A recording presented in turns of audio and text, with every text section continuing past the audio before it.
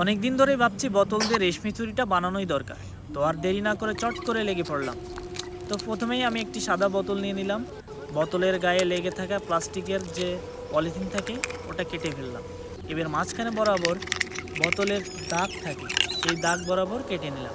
তবে আরেকটা দিক থেকে সুবিধা আছে, বোতলের মাঝখানে 4টি দাগ থাকার কারণে চুড়িটি সাইজ করতে সুবিধা হয়। তো আমি চট করে কেটে নিলাম। এবার ভাবলাম চুড়িটা আমার রং করা দরকার। তো এই কারণে আমার আর্ট রং ছিল, সেইটা দিয়ে আমি রং করতে লাগলাম। আসলে সাদা চুড়ি তো দেখতে ভালো লাগে না, রেশমি চুড়ির বিভিন্ন ধরনের কালার হয়। তো কালারটা করলে দেখতে অনেক সুন্দর লাগে এবং গর্জিয়াস লাগে। আর রং যদি তুমি এক বোতল দাও তাহলে এটা দেখতে একদমই বাজে লাগবে, কারণ রং 2 বোতল দেওয়া লাগে, তাহলে এটা দেখতে অনেক সুন্দর হয়।